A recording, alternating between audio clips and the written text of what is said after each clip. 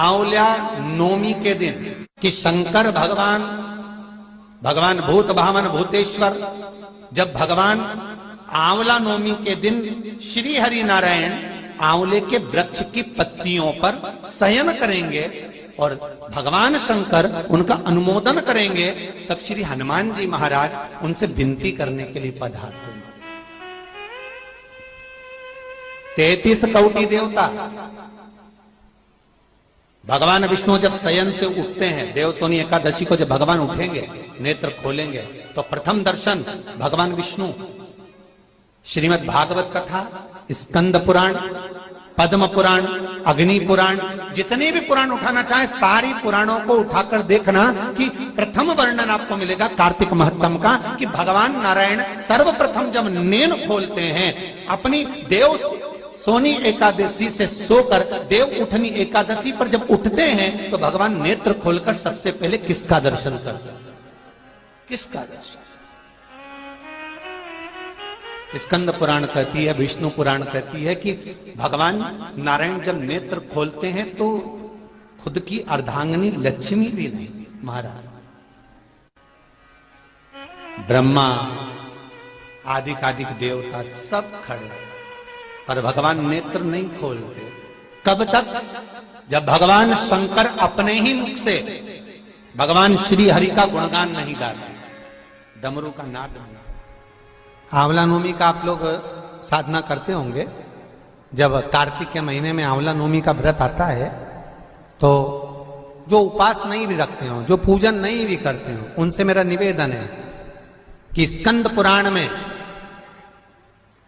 कार्तिकेय के पावन चरित्र में स्कंद पुराण में स्पष्ट किया गया, और कल्याण का कार्तिक खंड पढ़िएगा, कभी योग लगे तो गीता प्रेस गोरखपुर का कार्तिक खंड पढ़िए। आप पढ़ेंगे तो उसमें मिलेगा आपको कि आंवला नवमी के दिन आंवले के पेड़ के नीचे घी का दिया लगाकर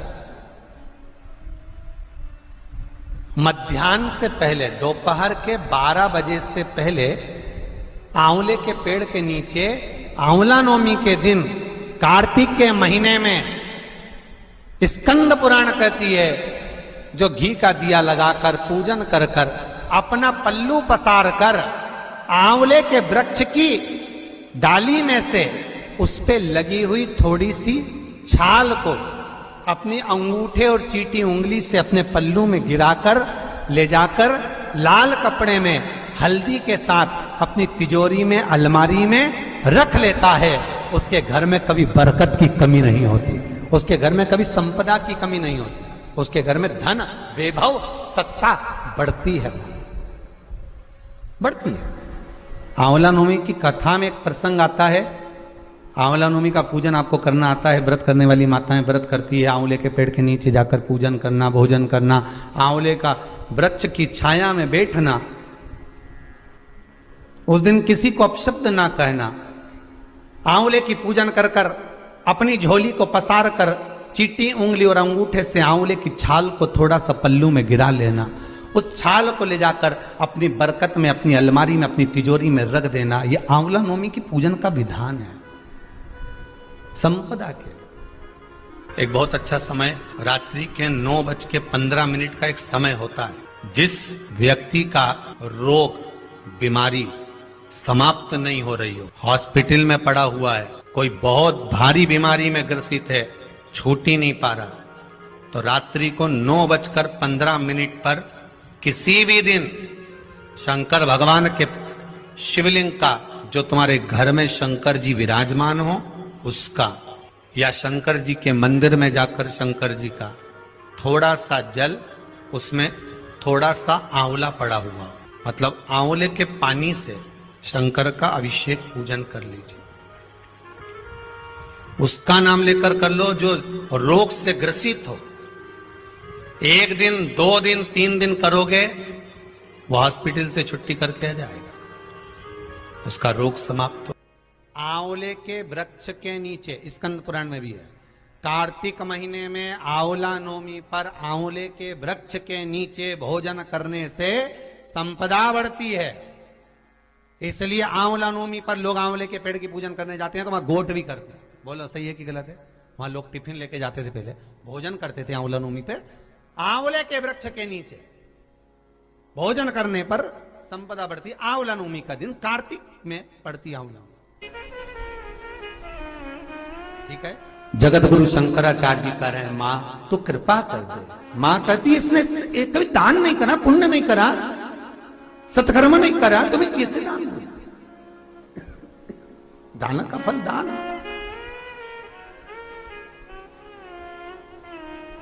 कैसे दूं मैं? मां पूर्व में मान लो इसने जितने जन्म लिए उस जन्म में अगर कोई दान नहीं दिया तो आज आंवला नवमी के दिन आज तो दान दिया है। लक्ष्मी जी बोलती है जो अभी करेगा इसका फल तो बाद में मिलेगा। जगत गुरु शंकराचार्य जी कहते हैं, मां मैं आपसे केवल इतना सा मांगना चाहता हूं, इस कली काल में आप मुझे वर दे दो कि एक दिन ऐसा हो आंवला नवमी का जिस दिन जो दिया जाता है उसका फल जीते जी ही मिल जाए। बस इतनी कृपा कर। जगत गुरु शंकराचार्य जी के शब्द देखिए।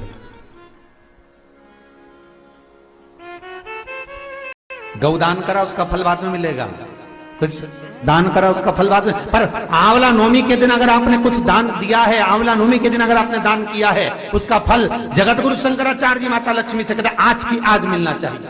उसका फल हमें इसी पृथ्वी पर रहते रहते इस साह शरीर में मिलना चाहिए।